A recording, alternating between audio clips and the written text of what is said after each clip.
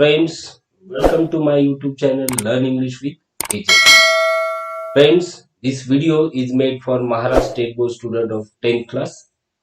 In this video, we will see the English workshop of World Heritage 2.6.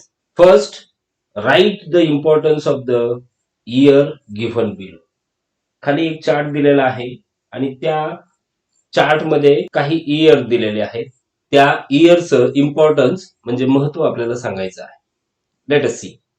Year 1959 त्याचे importance सांगायचं आहे. Chapter मध्ये आपण माझा जर पूर्ण व्हिडिओ पाहिला असेल तर तुम्हाला लक्षात येईल मी पूर्ण एक्सप्लेनेशन त्याच्यामध्ये दिलेलं आहे.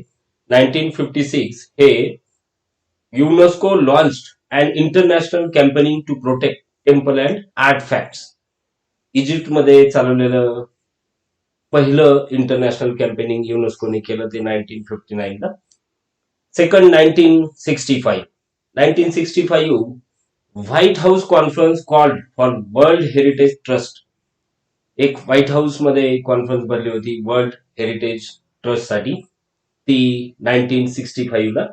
नेक्स्ट 1968 ला the international union for conservation of nature developed similar goals and presented them at the United Nations Conference on Human Environment. हे 1968 चे इम्पॉर्टन्स आहे. नेक्स्ट 1972 ला protection of world cultural and natural heritage was adopted by UNESCO general conference. General conference युनेस्कोने भरवली होती 1972 ला. आणि 2009 चे इम्पॉर्टन्स जे आहे ते पाहू. 890 world heritage sites were located in 148 countries. 2009 ला 148 देशातील 890 वर्ल्ड हेरिटेज साइट्स डिक्लेअर त्या दिवशी केलेल्या होत्या. These are the importance of the years. Now we will move to the question number 2. Name the following. खाली काही पॉइंट्स दिलेले आहेत, त्याला आपल्याला नाव द्यायचं आहे. Points are the country where mount Huangshan is situated. कुठल्या देशामध्ये माउंट हंगशन आहे तर ते आहे China. Second the famous dam in Egypt on river Nile. Egypt मधल्या नाईल रिव्हरवर, नाईल नदीवर एक फेमस डॅम आहे बांधला. तो डॅम कुठला आहे ज्याच्यामुळे खरं तर हे युनेस्को आणि वर्ल्ड हेरिटेज सेंटर अस्तित्वात आलं. तो डॅम आहे अत्यंत महत्वाचा, कायम लक्षात ठेवण्यासारखा आहे. आस्वान हाय डॅम असं त्याचं नाव आहे. पहिला युनेस्कोचा हा वर्ल्ड वाईड प्रोग्राम होता ज्याच्या माध्यमातून पूर्ण जग युनेस्कोला नवाजायला सुरुवात केलं आणि त्यांना जवळपास $40 मिलियन 50 देशांनी त्यांना दिले होते. तो हा आस्वान हाय डॅम आहे. Third the place where the conference based on human environment was held. तर ती स्टॉकहोम स्वीडन. स्वीडनला स्टॉकहोम या ठिकाणी ही कॉन्फरन्स भरली होती. Third the country in which the highest number of world heritage sites are. असा कुठला देश आहे की जगातले सगळ्यात जास्त हेरिटेज साइट्स त्या देशामध्ये आहेत, तो आहे Italy. And the last the body which can exclude site from world heritage list. Body म्हणजे सभासद, ते जे नेमणूक केलेली सदस्यांची जी कमिटी असते त्याला बॉडी म्हणतात. कुठले आहेत, कुठली बॉडी आहे तर ती आहे world heritage committee. Friends, now we will see the question number 3. Complete the following sentences. खालचे सेंटेन्स आपल्याला कंप्लीट करायचे आहेत. First the world heritage site includes. काय इन्क्लूड करायचंय तर cultural, natural and mixed site. World heritage site मध्ये कशांचा समावेश असतो तर कल्चरल, नॅचरल आणि मिक्स्ड. म्हणजे कल्चरल आणि नॅचरल याचा अर्थ म्हणजे मिक्स, अशा साइट्स यांचा समावेश केलेला असतो. There are around dash world heritage sites in the world. 890. This is the answer of this question. Third the role of world heritage committee is. काय रोल आहे to establish which site will be listed as a UNESCO World Heritage Site. युनेस्कोचं जे world heritage आहे त्याच्यामध्ये कुठल्या site येतील याविषयीची पाहणी करण्याचं काम हा महत्वाचा रोल वर्ल्ड हेरिटेज कमिटीचा आहे. Next, the tenure of world heritage committee is, tenure म्हणजे कालावधी, किती वर्षाचा कालावधी आहे? 6 years. And the last, we can get more information about World Heritage Site from its, चॅप्टरच्या लास्ट लाईन मध्ये याचा आन्सर आहे from website at whc.unesco.org.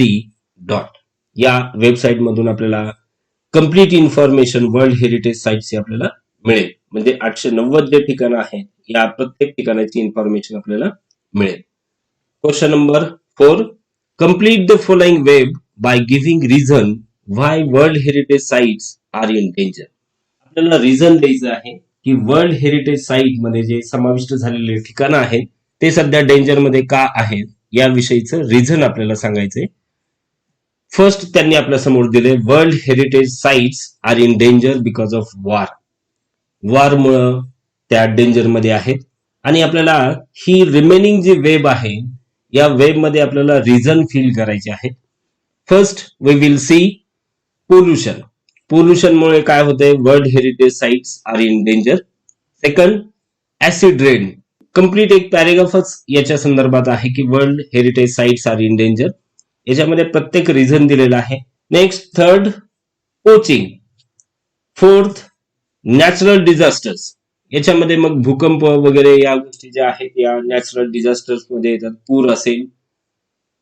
Next, human encroachment. यामुळे सुद्धा world heritage sites are in danger. Uncontrolled urbanisation. शहरीकरण जे होत आहे त्याच्यामुळे वर्ल्ड हेरिटेज साईट्स या डेंजर मध्ये आहेत. आणि the last reason, heavy tourist traffic. खूप प्रचंड प्रमाणामध्ये टुरिस्ट ट्रॅफिक वाढल्यामुळे सुद्धा world heritage sites are in danger. Next question, question number 5, answer in your on words. हा क्वेश्चन पर्सनल रिस्पॉन्स काइंडचा क्वेश्चन आहे. यामध्ये तुम्हाला वैयक्तिक स्वतःचं मत इथे व्यक्त करायचं आहे. जसं फर्स्ट क्वेश्चन त्यांनी दिलाय, what are the duties towards preservation of any historical sites. ज्या ऐतिहासिक स्थळं आहेत अशा स्थळाचं संरक्षण करण्याचं आपल्या स्वतःचं काय कर्तव्य आहे? ड्युटीज म्हणजे कर्तव्य, ते आपल्याला इथे व्यक्त करायचं आहे. Let us see the answer.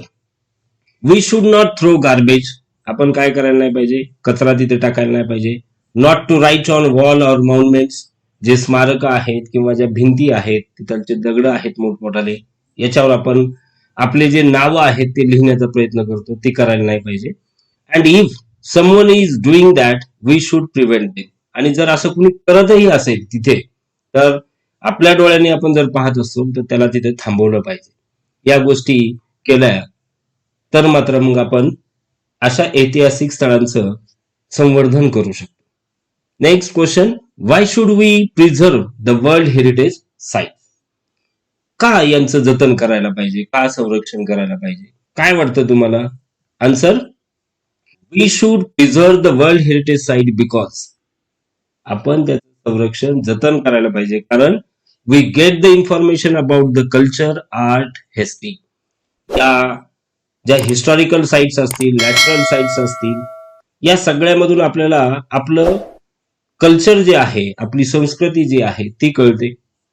पूर्वी काळी कुठल्या कला अवगत होत्या, आपला काय इतिहास आहे, या सगळ्या गोष्टी आपल्याला कुठून कळत असतील तर या अशा स्थळाच्या माध्यमातून आपल्याला कळतात.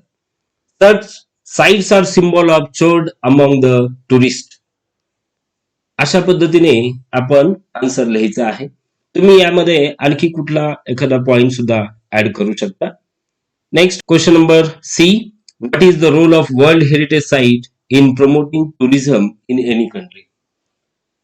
टुरिझमला आपण काय सध्या काय करतोय? प्रमोशन करतोय. त्याचं कशासाठी? कुठल्या देशाला टुरिझमचं प्रमोशन करण्याची काय गरज आहे? काही फायदा आहे का त्याचा?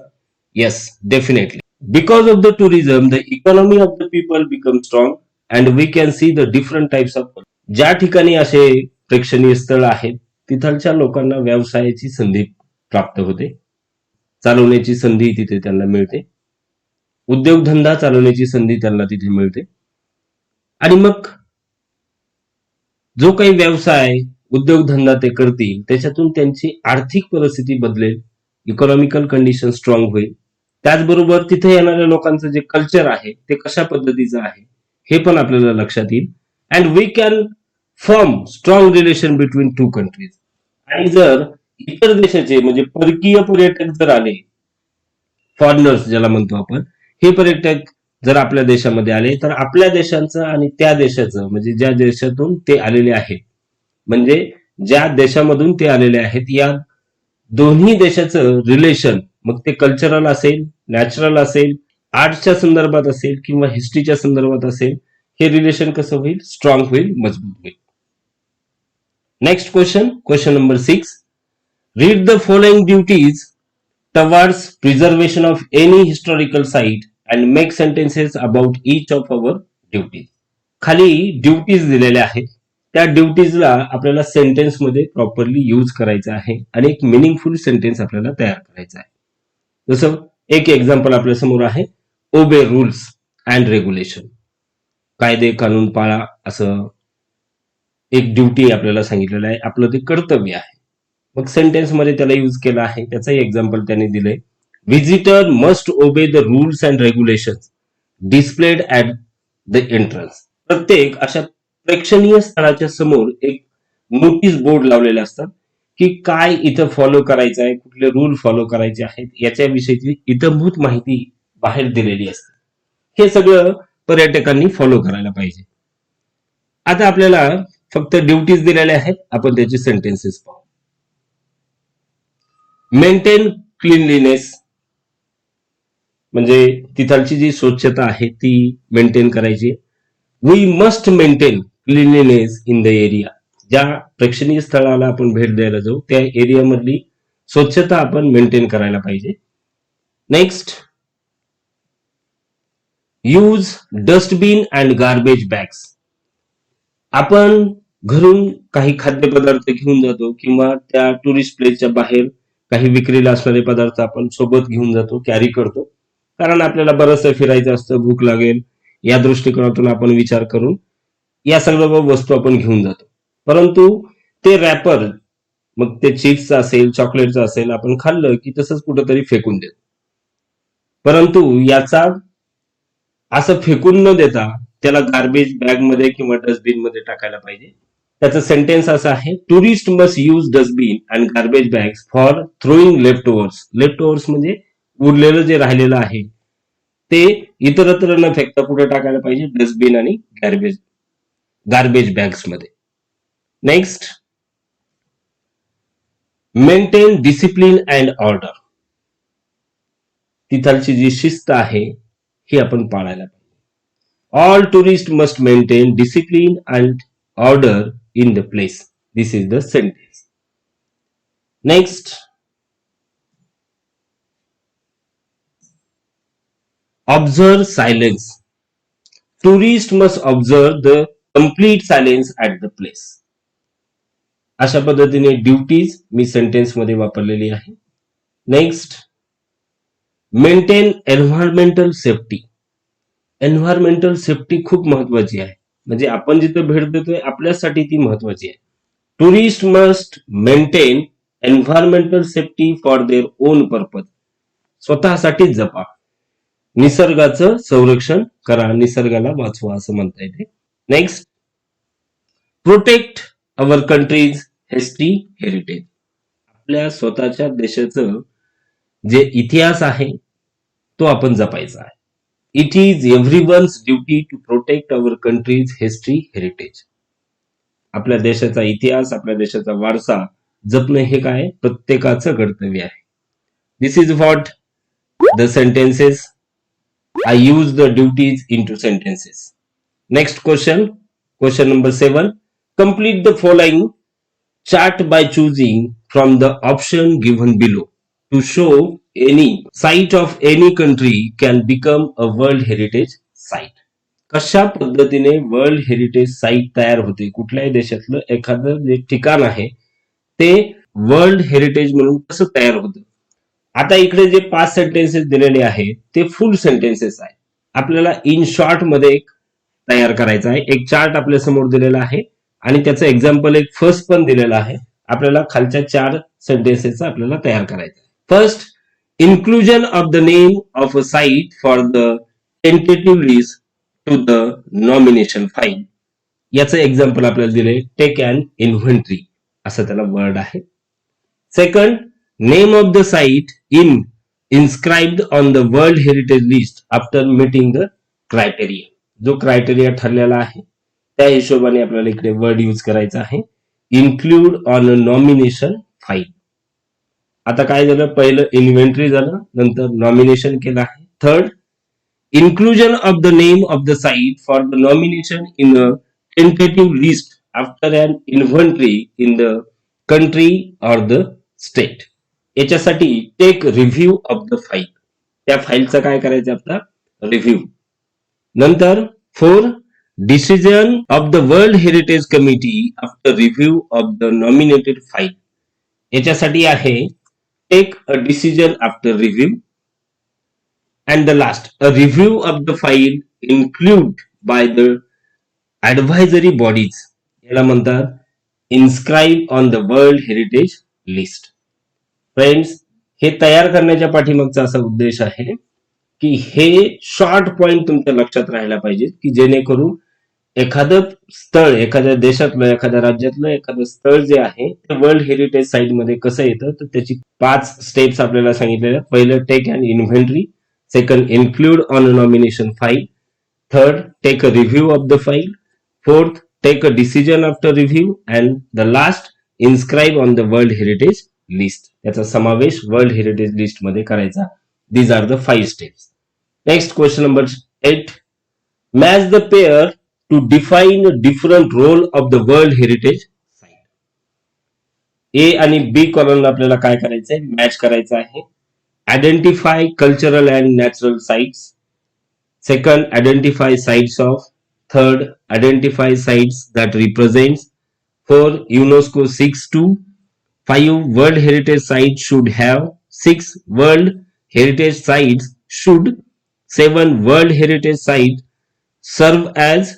8, World Heritage Sites should ensure. And 9, it should at large develop. आता याचे जे पुढचे पार्ट आहेत ते बी ग्रुप मध्ये दिलेले आहेत, ते आपल्याला फाइंड आउट करायचे आहेत आणि मग त्याला मॅच करायचं आहे. Friends, let's see the answer. First, identify culture and natural sites. Let's see the answer. एक साठी जी ऑप्शन करेक्ट आहे. Best example of world cultural and or natural heritage. Second, 2 number साठी आहे आयडेंटिफाय साइट्स ऑफ. याच्यासाठी D option correct आहे, tourism. Third, identify sites that represents. याच्यासाठी correct option आहे E, and asset for economic development and investment. 4, UNESCO 6.2. याच्यासाठी C option correct आहे, preserve outstanding sites and natural resources. Number 5, world heritage sites should have. I option correct आहे, relevant development plan policies. 6 number, world heritage site should. F option याच्यासाठी आहे, protect the sites. 7 number, world heritage site serves as. B option आहे, of outstanding universal values across countries. 8 number, world heritage site should ensure. A option correct आहे, green, local based, stable and decent jobs. And the last, it should at large develop. याच्यासाठी each option आहे, special importance for everyone. This is for the combination of A and B group. अशा पद्धतीने मी जोड्या लावून दिलेल्या आहेत. Friends, thank you very much for being with DJK. You can follow us on Instagram, Telegram, Twitter, Facebook. You can search my name on YouTube by Dadasaheb Kashid. This channel is for English learners only. Thank you very much.